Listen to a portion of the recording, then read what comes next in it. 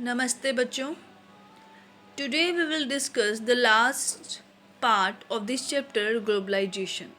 Class 12th political science का ये globalisation का हम लास्ट पार्ट आज डिस्कस करने जा रहे हैं. दिस इज़ द कल्चरल ग्लोबलाइजेशंस, सांस्कृतिक वैश्वीकरण.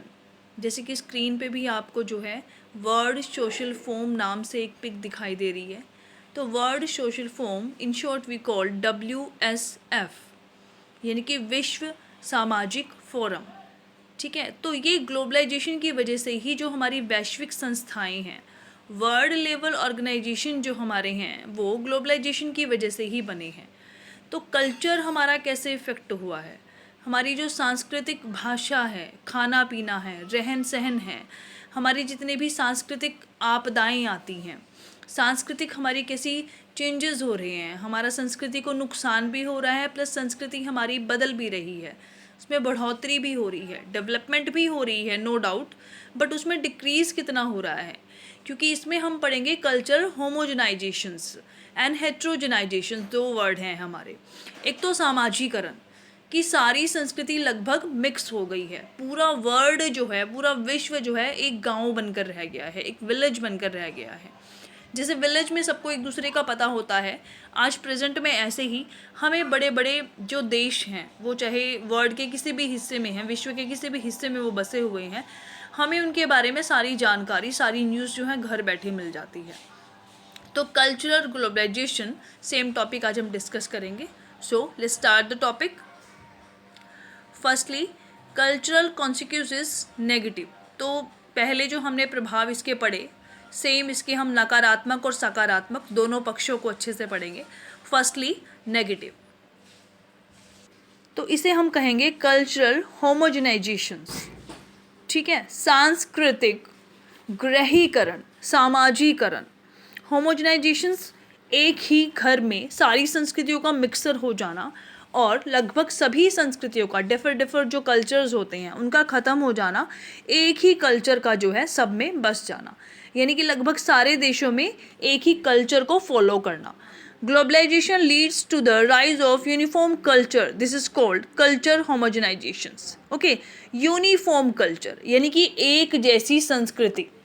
ठीक है, अपनी अलग अलग जो संस्कृति है वो लगभग ख़त्म हो चुकी है, हम सभी एक ही संस्कृति को लगातार जो है फॉलो कर रहे हैं. This uniform culture happens to be the western और अमेरिकन कल्चर. इस कल्चर को हम कहेंगे पश्चिमी सभ्यता या अमेरिका की सभ्यता. ठीक है, तो डोमिनेंस की अगर हम बात करें, हमने अमेरिका हेजेमनी वाला चैप्टर जो है फिलहाल वो हमारे सिलेबस से डिडक्ट हो गया है. तो उसमें जब हम दो तरह की पावर पढ़ते हैं अमेरिका की जो डोमिनेंस है वो टू टाइप्स में है, soft power, hard power. Soft power and hard power. तो ये जो कल्चरल होमोनाइजेशंस है, जो सांस्कृतिक सभ्यता का एक हो जाना है, ये है soft power. That is the culture of a politically and economically dominant society leaves its imprint on a less powerful society and the world begins to look more like the dominant power wishes to be. यानी कि पूरे समाज में हमारी जो dominant power है, यानी कि एक जो शक्तिशाली है, एक शक्तिशाली देश है, सभी जो है उसी के कल्चर को फॉलो करना शुरू कर देते हैं. ठीक है, जैसे पिछले कुछ सालों की अगर हम बात करें तो अमेरिका डोमिनेट कर रहा है, अमेरिका सबसे शक्तिशाली देश रहा है. कोल्ड वॉर के ख़त्म होने के बाद, शीत युद्ध जब ख़त्म हो गया तो उसके बाद हमने उसमें पढ़ा कि कैसे अमेरिका एक सिंगल पावर जो है पूरे वर्ल्ड में रह गया. ठीक है, वहीं का देखो मैकडोनिकल आपको बता रहे हैं, मैकडोनल्ड्स. ठीक है, ये खाने पीने के कल्चर को चेंज कर रहा है हमारे, कि लगभग हम सभी क्या है, पश्चिमी सभ्यता को हमने फॉलो करना शुरू कर दिया है. तो यानी कि जो पावरफुल होगा, जो डोमिनेंट कंट्री होगी, उसके कल्चर को ही सभी जो कंट्रीज हैं वो फॉलो करना शुरू कर देंगे. ठीक है, फॉर एग्जांपल अगर हम अपने भारत की बात करें, आप अपने डेली वेयर्स की, डेली कल्चर की बात कर रहे हो, तो हमें पश्चिमी यानी कि वेस्टर्न ड्रेसेस बहुत ज़्यादा पसंद है, वेस्टर्न हमें खाना पीना बहुत पसंद है. ठीक है, अपने घर का खाना छोड़ के हमें फास्ट फूड जो वेस्टर्न है सारे, इडली डोसा, ठीक है, पिज़्ज़ा, तो ये सारी चीज़ें, यानी ये हमारे कल्चर होमोनाइजेशंस का एक एग्जाम्पल है कि लगभग सभी चीज़ों में डोमिनेंट कंट्री की चल रही है. डोमिनेंट जो कंट्री है, शक्तिशाली जो देश है, उसी की पावर चल रही है, उसी के कल्चर को सारे फॉलो कर रहे हैं. ठीक है, बिगर एग्जाम्पल इज ब्लू जीन्स. ठीक है, आजकल सभी ब्लू जीन्स पहनना पसंद करते हैं, वेदर बॉयज़ वेदर गर्ल्स कोई भी हो, ब्लू जीन्स जो है पहनना सबको बहुत पसंद है, जो कि अमेरिका से जो है उसका एक इन्वेंट जिसे कहते हैं हुआ था। सम कॉल इट मैकडोनाइजेशन, जो खाने पीने की चीज़ें हैं उसको मैकडोनाइजेशन कहते हैं। मैकडोनल्ड्स बहुत चल गए हैं, यानी कि हमारा जो खाना पीना है वो अमेरिका के हिसाब से हो गया है। Seeking to buy into the dominant American dream, ठीक है, यानी कि अमेरिका में जैसे लोग रहते हैं, वहाँ के कल्चर को जैसे वो फॉलो करते हैं, उन्हीं चीज़ों को वर्ल्ड की बाकी सभी कंट्रीज भी फॉलो करने की कोशिश करती हैं। क्या दिक्कत है, बाहर क्यों नहीं जा रही तू? This is dangerous not only for the poor countries but also for the whole humanity, for it leads to the shrinking of the rich culture heritage. तो ये हार्मफुल है। क्यों नुकसानदायक है भाई, क्यों हार्मफुल है ये?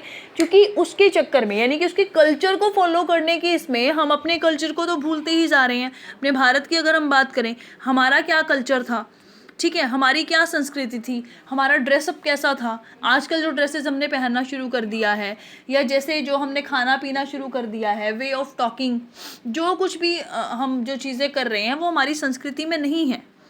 बहुत सारे ऐसे काम हम कर रहे हैं जो हमारी संस्कृति से परे हैं। लेट नाइट पार्टीज़ हो गई, ठीक है, शादी ब्याह में इतना ज़्यादा खर्चा हो गया, मैरिजेस में इतना सारा जो है ओवर ड्रीम हम खर्चा करते हैं। बड़े बड़े अमीर लोग इतना ज़्यादा खर्चा जब करने लग जाते हैं तो गरीब लोग क्या है, उसको देख के वो भी कोशिश कर रहे हैं हम भी सब कुछ यही करें, ठीक है। तो ये सारा क्या है, वेस्टर्न कल्चर है। हमारे कल्चर में ये चीज़ें नहीं थी, तो ये खतरनाक है। ये सिर्फ गरीब देशों के लिए नहीं है कि गरीब देशों के कल्चर जो है ख़त्म हो रहे हैं, बल्कि जो अमीर देशों के कल्चर हैं, जो ह्यूमैनिटीज़ हैं, वो भी ख़त्म हो रही हैं जब हमने सिर्फ एक ही कल्चर को फॉलो करना शुरू कर दिया है। फॉर एग्जांपल यहाँ पे MBA डिग्रीज़ हमने भी पढ़ी थी अभी पीछे, ठीक है, कि हर कोई क्या है, अमेरिका से वो स्टार्ट हुई थी, MBA डिग्री लेना चाहता है, हर कोई अब्रॉड जाके पढ़ना चाहता है। यानी अपने कल्चर को, अपनी संस्कृति को हम ख़त्म करते जा रहे हैं, और एक ही रेस में जिसमें पूरी दुनिया चल रही है, उसी में हम वेस्टर्न कल्चर को, हम पश्चिमी सभ्यता को लगातार जो है अडॉप्ट करते जा रहे हैं। नेक्स्ट है कल्चर कंसिक्वेंसेस पॉजिटिव। तो इसके कुछ सकारात्मक जो है प्रभाव भी हैं, ठीक है, हर चीज़ के फ़ायदे नुकसान दोनों होते हैं। ऐसे ही पॉजिटिव कल्चर हेट्रोजेनाइजेशंस।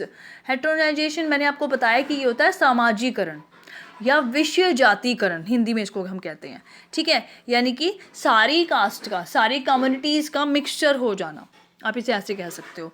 और culture accept outside influence, these outside influence enlarge our choices and modify our cultures, ठीक है। तो इसके प्रभाव में हम क्या कर रहे हैं, जब ये इसके वेस्टर्न कल्चर का इन्फ्लुएंस हमने ले लिया, इसके प्रभाव को हमने ले लिया, तो इससे क्या हो गया, हमारी चॉइसेस भी बदल गई, ठीक है, हमारी संस्कृति के साथ साथ हमारी पसंद नापसंद भी बदल गई।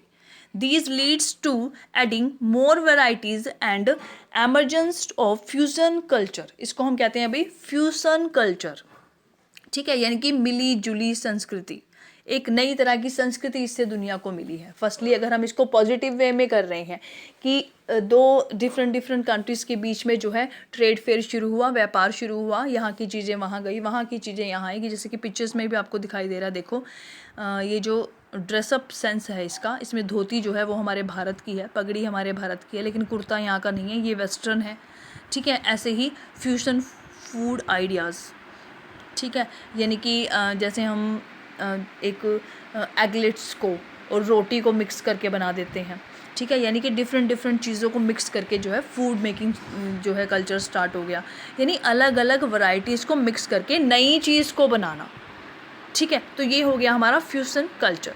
Thus blue jeans goes well with khadi kurta, जैसे कि ब्लू जीन्स कहाँ की है, वो अमेरिका से है, ठीक है, और हमारा खादी कुर्ता कहाँ है, वो भारत से है, दोनों को मिक्स करके पहन लिया, यानी कि 2 या 3 कल्चर्स का आपस में मिक्स हो जाना, ठीक है। Thus it makes each culture becoming more different and distinct, यानी कि हर कल्चर, हर संस्कृति को इससे जो है सभी दुनिया ने देखा। जो संस्कृति, जो कल्चर आज तक सिर्फ एक देश में थी, कुछ लोगों को पता थी, अब वो पूरे वर्ल्ड को पता है। तो इससे क्या हुआ कि हमारी संस्कृति भी बाहर जो है अपने, अभी कोरोना काल में भी जैसे प्रेजेंट में अभी सुना होगा कि बाहर के देशों ने भी यज्ञ पद्धति को अपनाना शुरू कर दिया है। यहाँ की जो मेडिसिन्स हैं, यहाँ की जो हर्ब्स हैं, दवाइयाँ हैं, जड़ी बूटियाँ हैं, उनको अपनाना शुरू कर दिया है। तो ये किस वजह से हो रहा है, ये इसी वजह से हो रहा है क्योंकि संस्कृति का जो वैश्वीकरण हो गया है, एक संस्कृति एक जगह से दूसरी जगह पर चली गई है, तो ये ग्लोबलाइजेशन उसकी वजह से हो रहा है, ठीक है, तो ये हो गए हमारे पॉजिटिव इफ़ेक्ट। नेक्स्ट है भाई इंडिया एंड ग्लोबलाइजेशन, यानी भारत में ग्लोबलाइजेशन वैश्वीकरण का क्या प्रभाव पड़ा और कब कब हमने इसको फॉलो किया, कैसे जो है वैश्वीकरण भारत में आया। ड्यूरिंग द कॉलोनियल पीरियड, यानी कि औपनिवेशिक काल की जब हम बात करें, जब अंग्रेज यहाँ पर आए थे, ठीक है, औपनिवेशिक काल जब अंग्रेजों ने हमारे देश को अपना उपनिवेश बना लिया था, अपनी जो है कॉलोनी बना लिया था। As a consequence of Britain's imperial ambitions, India became an exporter of primary goods and raw material and a consumer of finished good। तो ब्रिटेन के लोगों के आने की वजह से, ठीक है, अंग्रेजों के आने की वजह से हमारा देश ना चाहते हुए भी वैश्वीकरण का, ग्लोबलाइजेशन का एक पार्ट बन गया। हमारे यहाँ से बहुत बड़ी मात्रा में रॉ मटेरियल, कच्चा माल, बहुत सारी चीज़ें, जैसे स्पाइसेस बहुत ज़्यादा यहाँ से जाते थे, ठीक है, चावल, गेहूँ, नील स्पेशली, ठीक है, और कपास जिसे हम कॉटन, रॉ कॉटन भी कहते हैं, ठीक है, तो वो जो है यहाँ से जूट यहाँ से जो है जाना शुरू हुआ, यानी एक्सपोर्टर हम बन गए उस चीज़ के। और जो बनी हुई चीज़ें यहाँ पर आती थी, यहाँ से हमारे यहाँ से कच्चा माल जा रहा है, रॉ मटेरियल जा रहा है, और फिनिश्ड गुड जो बने बनाए सामान है वहाँ की, क्योंकि उस टाइम पे हमारे यहाँ पे इतनी ज़्यादा फैक्ट्रीज, कंपनीज, मशीनरी नहीं थी, ठीक है, हमारे लोगों के पास वो टेक्निक्स भी नहीं थी, तो वहाँ की मशीनरी में, वहाँ के जो है कारखानों में, वहाँ के कंपनीज़ में जो चीज़ें बनती थी, फैक्ट्रीज़ में जो चीज़ें बनती थी, उनके लिए मार्केट भी यही मिलती थी उनको, ठीक है। तो आफ्टर इंडिपेंडेंस क्या हुआ, because of this experience with the British we decided to make things ourselves rather than relying on other, ठीक है। तो ब्रिटिश लोग जब यहाँ से चले गए स्वतंत्रता के बाद, तो हमने भी यही कोशिश की कि हम सामान जो है अपने देश में ही बनाएं, हम दूसरों के ऊपर डिपेंड जो है वो ना रहे। We also decided not to allow other to export to us that our own producer could learn to make things, ठीक है, यानी कि हमने जो है ट्रेड टैरिफ्स भी बढ़ा दिए, कोशिश की कि व्यापार थोड़ा कम किया जाए बाहर से। हमने सोशलिज्म को फॉलो करना शुरू करा, हमने कम्युनिज्म को फॉलो करना शुरू करा, जो कि हमने अपने फर्स्ट चैप्टर में भी पढ़ा है कि कैसे हमने अपने ही देश में सभी चीज़ों को, सभी टेक्निक्स को लाने की कोशिश करी, ठीक है। This protectionism generate its own problems, लेकिन उसकी भी अपनी बहुत सारी मुसीबतें थी, ठीक है। बिना वैश्वीकरण का पार्ट बने, बिना ग्लोबलाइजेशन का पार्ट बने हम ये नहीं कर सकते थे। While some advances were made in certain arenas, critical sectors such as health, housing and primary education did not receive the attention they deserved, ठीक है। तो हम इतने ज़्यादा भी डेवलप नहीं हुए थे कि हम सारी चीज़ों को अपने देश में जनरेट करना शुरू कर दें, हमें हेल्प चाहिए थी बाहर की कंट्रीज से, चाहे वो हेल्थ का सेक्टर हो, चाहे वो हमारा स्वास्थ्य विभाग हो, ठीक है, हमारी जो प्राथमिक शिक्षा है, यानी उस चीज़ में हम हम अभी जो है डेवलप अपने आप को नहीं कर पाए थे, हमें अभी बाहर की थोड़ी जो है हेल्प वो चाहिए थी, ठीक है। दैट्स वाई 1991 में हमने जो है कैपिटलिज्म को थोड़ा थोड़ा अडोप्ट करना शुरू करा और ग्लोबलाइजेशन के पॉलिसीज़ को अडोप्ट करना हमने शुरू किया। In 1991, responding to a financial crisis and to desire for higher rates of economic growth, India embarked on a program of economic reforms that has sought increasingly to deregulate various sectors including trade and foreign investment। तो हमारे सबसे पहले जो trade थे वो थे व्यापार और विदेशी निवेश, ठीक है। फॉरेन इन्वेस्टर्स को हमने जो है यहाँ पे बुलाना शुरू करा, हमने उनको इनवाइट किया कि भाई हमारे देश में आओ, हम भी थोड़ी कैपिटलिज्म को, थोड़े पूंजीवाद की नीतियों को अपनाना हमने शुरू करा, व्यापार करना जो है दूसरे देशों से शुरू करा, जिससे हमारी कंडीशन जो है काफ़ी हद तक अच्छी हुई।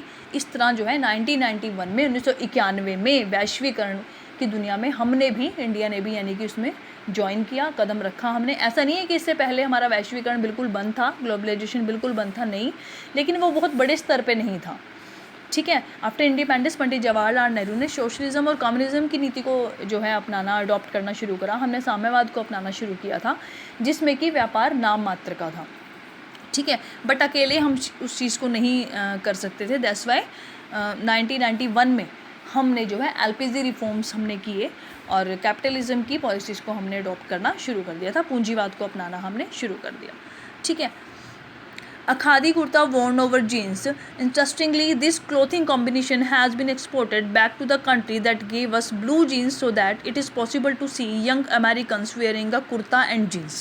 ठीक है, अब अगर हम चाहते थे कि जीन्स और खादी कुर्ता का कॉम्बिनेशन बना रहे, जो कि बना है, तो इसके लिए ज़रूरी था व्यापार करना, ट्रेड फेयर जो है वो स्टार्ट करना एक दूसरे के साथ। ये बहुत ज़्यादा ज़रूरी था कि हम व्यापारिक संबंध जो है एक दूसरे के साथ बनाएं, व्यापारिक नीतियों को जो है हम इस्टेब्लिश करें, जिसकी वजह से अब क्योंकि हम अगर अमेरिका से ब्लू जीन्स यहाँ पे ख़रीदते हैं, यहाँ पे मंगवाते हैं, इम्पोर्ट करते हैं, ठीक है, तो तभी तो हम एक्सपोर्ट कर पाएंगे खादी कुर्ता, तभी तो हम अमेरिका के लोगों को खादी कुर्ता पहने देख सकेंगे। तो दोनों ही चीज़ें बहुत ज़रूरी थी।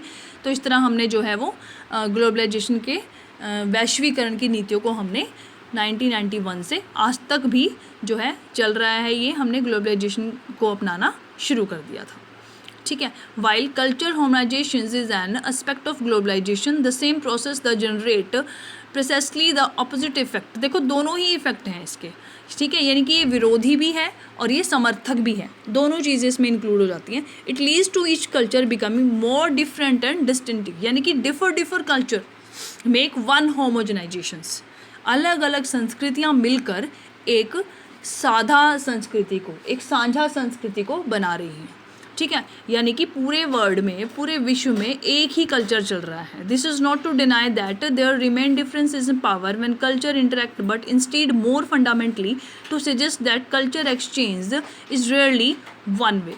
तो ये भी ज़रूरी नहीं है कि सिर्फ एक ही रास्ता है ऐसा करने का, और बहुत सारे रास्ते हैं जिससे हम वैश्वीकरण को अपना सकते हैं। बट अगर संस्कृति की बात करें, सबसे ज़्यादा जो इफेक्टेड है और इम्पॉर्टेंट आपका टॉपिक है वो कल्चरल ग्लोबलाइजेशन है, संस्कृतियों का ख़त्म हो जाना, सिर्फ एक ही संस्कृति को, एक ही कल्चर को फॉलो करना, this is not good for any country. ये किसी भी देश के लिए अच्छा नहीं है कि हम अपनी जो है एक जनरेटिंग जो हमारा कल्चर है, एक संस्कृति जो सदियों से हमारी चली आ रही है, हम उसको छोड़ दें और किसी दूसरे की संस्कृति को फॉलो करना शुरू कर दें। Next is resistance to globalisation. वैश्वीकरण के रास्ते में बाधाएं कौन सी हैं, ठीक है, हाउ मेनी रेसिस्टेंस, बहुत सारी बाधाएं हैं भाई। ये ज़रूरी नहीं है कि ग्लोबलाइजेशन इतना इंपॉर्टेंट टॉपिक हम कब से पढ़ते आ रहे हैं, तो ग्लोबलाइजेशन जो है ये कभी रुक ही नहीं सकता। बहुत कोशिश की गई कि इसको थोड़ा सा इसमें स्टॉप किया जाए, हालांकि पूरी तरह से ग्लोबलाइजेशन को, वैश्वीकरण को ख़त्म नहीं किया जा सकता, ये हम सभी जानते हैं। और जिन्होंने इसको ख़त्म करने की कोशिश की वो भी इस चीज़ को जानते हैं कि ग्लोबलाइजेशन को पूरी तरह से रेसिस्ट नहीं किया जा सकता। बट फिर भी बहुत सारी कोशिश जो है, बहुत सारे एफर्ट इस वे में किए गए, ठीक है, तो उसी को हम पढ़ रहे हैं। तो इसमें जो आपके पैराग्राफ में लाइन टू लाइन आप इसको पढ़ लेंगे, थोड़ा सा जनरल आइडिया मैं आपको उसका बता रही हूँ कि इसमें एक तो राइट विंग है, एक हो गए लेफ्ट विंग, दो तरह के हैं भाई।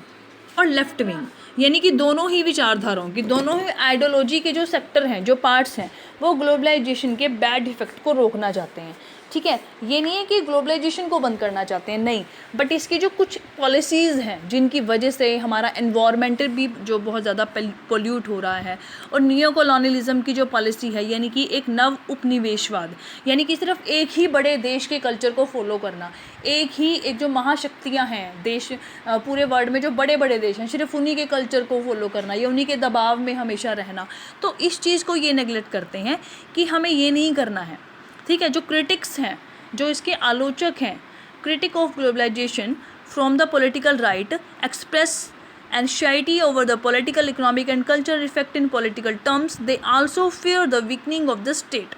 ठीक है, तो सबसे बड़ा डर क्या है कि अगर ज़्यादा हम ग्लोबलाइजेशन को अडॉप्ट करेंगे, इनकी पॉलिसीज़ को, फॉर एग्जांपल इंडिया, भारत, अगर हम अपने डेवलपमेंट के चक्कर में बड़े बड़े देशों के पिछलग्गू बन जाएंगे, उन्हीं की पॉलिसीज़ को फॉलो करते रहेंगे, तो हमारा जो स्वतंत्र अस्तित्व है, ठीक है, हमारा जो इंडिपेंडेंट एग्जिस्ट है, वो तो हो जाएगी पूरे वर्ल्ड में, यानी कि स्टेट क्या हो जाएगी, वीक हो जाएगी। They want a return to self reliance and protectionism, यानी कि हमें सुरक्षा की भावना, हमारा जो सह अस्तित्व है, हमारा अस्तित्व, हमारी जो एग्जिस्ट है, वो ख़त्म नहीं होनी चाहिए, ठीक है। At last the certain areas of the economy culturally they are worried that traditional culture will be harmed and people will lose their age old values and ways. तो सबसे बड़ा खतरा क्या है कि हम अपने ट्रेडिशंस को भूलते जा रहे हैं, हम अपने रीति रिवाजों को, अपनी संस्कृति को, जो एक एज से, एक सदियों से हमारे पूर्वजों से हमें जो चीज़ें मिली हैं, हम उनको छोड़ते जा रहे हैं, ठीक है। तो इसलिए इसको रेसिस्ट किया जाता है, इसलिए इसको बांधक जो है माना जाता है। तो उसमें वर्ल्ड सोशल फॉर्म अभी हम आगे पढ़ेंगे, WTO और वर्ल्ड सोशल फॉर्म के बारे में हम पढ़ेंगे, जो कि इसको कुछ बाधाएं, कुछ इस पर बंधन लगाने के लिए ही बनाई गई थी, ठीक है। It is important to note here that anti globalisation movement to participate in global networks. देखो, अब जो एंटी ग्लोबलाइजेशन मूवमेंट चल रहे हैं ना, ग्लोबलाइजेशन को रोकने के लिए, वैश्वीकरण को रोकने के लिए, वो भी नेटवर्क के ज़रिए ही फैले हैं, यानी टेक्निक्स के ज़रिए ही फैले हैं, ठीक है, लेकिन अब वो उसको पूरी तरह से ख़त्म करने के हक में तो नहीं है। जैसे कि हम पढ़ रहे हैं, many anti globalisation movements are not oppose to the idea of globalisation per se as much as they are oppose to specific program of globalisation. ठीक है, कुछ स्पेसिफिक प्रोग्राम हैं जिसको वो रोकना चाहते हैं, जिससे पर्यावरण को बहुत ज़्यादा नुकसान हो रहा है। तो उसमें सबसे पहला है इम्पेरियलिज्म।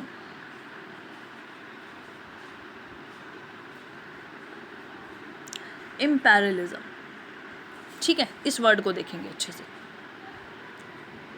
सो इम्पेरियलिज्म का मतलब अभी मैंने आपको बताया, सेम कॉलोनियलिज्म, इम्पेरियलिज्म दोनों एक ही नीतियाँ होती हैं। औपनिवेशीकरण, ठीक है, to better control by a powerful country to a poor और अनडेवलप्ड कंट्री। ठीक है, छोटे छोटे देशों को बड़े देशों के द्वारा अपना गुलाम बनाया जाना। वो तो पहले था, कॉलोनियलिज्म तो ख़त्म हो चुका है, बट अब भी ये है, वो हमें दिखाई नहीं दे रहा। ठीक है, छोटे देशों को विकास करने के लिए व्यापार करने के माध्यम से एमएनसीज के थ्रू, बहुराष्ट्रीय कंपनियों के द्वारा हम उन्हें पैसा देते हैं, जैसे कि WTO वर्ल्ड ट्रेड ऑर्गेनाइजेशंस है। ठीक है, विश्व व्यापारिक संस्था है, संगठन है, जिसमें अलग अलग देशों को व्यापार करने के लिए लोन दिया जाता है, पैसा दिया जाता है। तो उसके एवज में क्या हो रहा है कि जो बड़े देश हैं वो छोटे देशों को लोन देते हैं, पैसा देते हैं उनकी डेवलपमेंट के लिए, और उनको उसके अंडर जो है काम करना पड़ता है, यानी कि उनकी पॉलिसीज़ उनको माननी पड़ती है। ठीक है, in 1999 at the world trade organisation WTO, विश्व व्यापार संगठन की 1999 में जो मीटिंग हुई थी, there was a wide separate protest at Seattle alleging unfair trading practice bye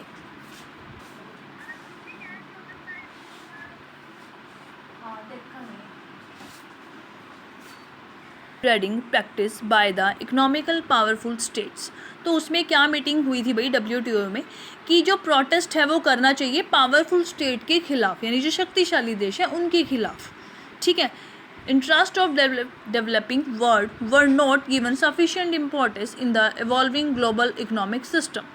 यानी कि जो बड़े बड़े देश हैं ये अपनी डेवलपमेंट के चक्कर में, अब ये डेवलप्ड हो चुके हैं, ये विकसित हो चुके हैं, तो अपने विकास करने के चक्कर में इन्होंने जो है पूरे वर्ल्ड के एनवायरनमेंट को, पूरे विश्व के पर्यावरण को पूरी तरह से जो है इन्होंने पोल्यूट कर दिया है।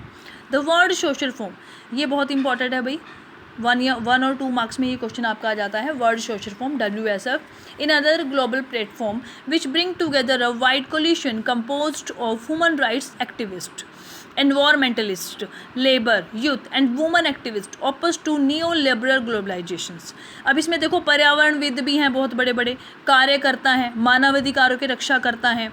ठीक है, वुमेन एक्टिविस्ट यानी कि जो औरतें हैं उनकी जो क्रियाशील है, वो सारे मिलकर इस फॉर्म में काम करते हैं। किसके खिलाफ काम कर रहे हैं? ये नियो लिबरल ग्लोबलाइजेशन।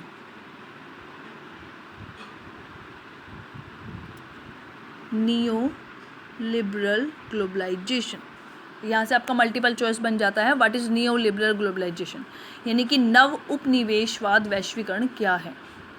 ठीक है, नव उपनिवेशवाद यानी कि देश पहले तो कॉलोनियलिज्म के जरिए जो है गुलाम बनाते थे, लेकिन आजकल वो अपने व्यापार के जरिए, एमएनसीज के जरिए जो है छोटे छोटे देशों पर अपना एकाधिकार जो है जमाने की कोशिश करते हैं। ठीक है, so WSF first meeting was organized in Porto Alegre, Brazil. 2001 में ब्राज़ील में इसकी पहली मीटिंग हुई थी। The 4th WSF meeting was held in Mumbai 2004। The latest WS meeting was held in Brazil in March 2018। ठीक है, 2008 में। ये मीटिंग्स भी आपको याद रखनी है। India and resistance of globalisation, this is the last topic, कि भारत में हम वैश्वीकरण को रोकने के लिए क्या कर रहे हैं। यहाँ पे भी कुछ ऐसी प्रॉब्लम्स हैं जो हमारे राइट विंग, जो लेफ्टिस्ट हैं, जो राइटिस्ट हैं। एक राइटिस्ट और लेफ्टिस्ट क्या होते हैं बेटा? राइटिस्ट जो होते हैं वो होते हैं कैपिटलिज्म को फॉलो करने वाले, पूंजीवाद को अपनाने वाले। ठीक है, लेफ्टिस्ट जो होते हैं वो कम्युनिज्म को फॉलो करने वाले, साम्यवाद को अपनाने वाले।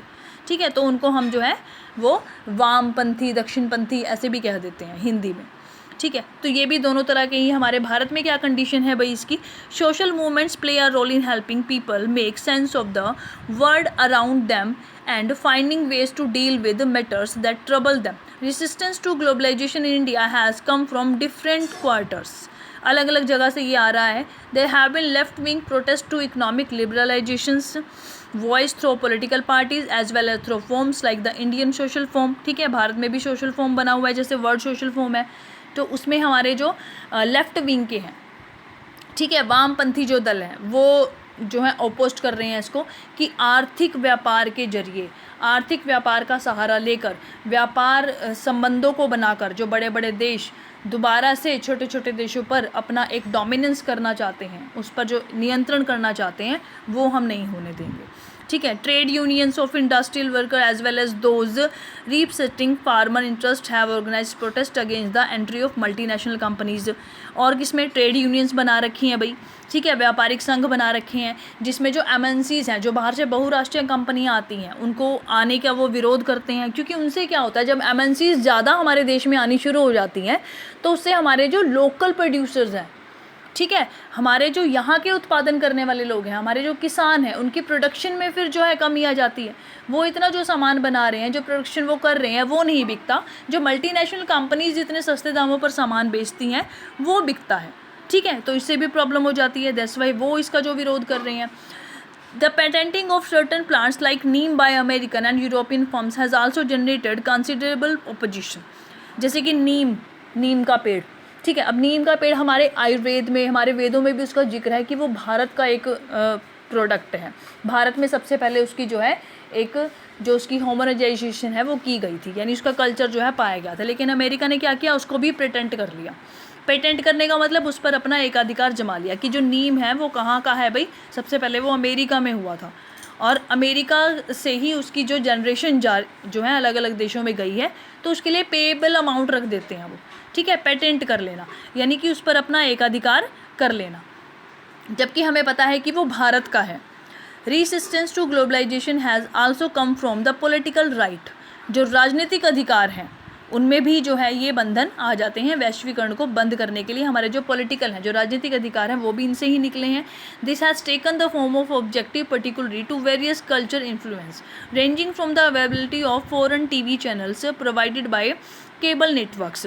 अब ये क्यों यहाँ पे विरोध कर रहे हैं अभी इसका हमारे भारत में, कि सबसे बड़ा इसका क्या जो है ग्लोबलाइजेशन का इफेक्ट हुआ है हमारे राजनीतिक अधिकारों की अगर हम बात करें, या कल्चरल जो हमारे सांस्कृतिक अधिकारों की बात करें, कि सबसे ज़्यादा जो टीवी चैनल्स हैं, यानी कि पहले टीवी चैनल आपने देखा होगा अपने पेरेंट्स से अगर आप बात करोगे तो सिर्फ एक या दो जो टीवी चैनल्स हैं वो टीवी पर हुआ करते थे। लेकिन आजकल आप देखते हो कि कितने सारे टीवी चैनल्स जो हैं हमें अवेलेबल होते हैं टीवी पर। ठीक है, और मोस्टली उसमें फ़ॉरेन कंट्रीज़ के भी हैं, इंग्लिश चैनल्स भी हैं, जो कि हमारे कल्चर को बिल्कुल ख़त्म करते जा रहे हैं। बच्चों के लिए भी ठीक नहीं है, बड़ों के लिए भी ठीक नहीं है। तो इन चैनल्स को बंद करवाने के लिए हमारे देश के जो प्रोटेस्टेड हैं, जो मूवमेंट करने वाले हैं, जो आंदोलन करता है, वो वैश्वीकरण की इन चीज़ों को ख़त्म करना चाहते हैं। ठीक है, जिससे कि वैलेंटाइन डे का सेलिब्रेशन बढ़ता जा रहा है, यानी कि वेस्टर्न कल्चर, पश्चिमी सभ्यता ज़्यादा से ज़्यादा आती जा रही है।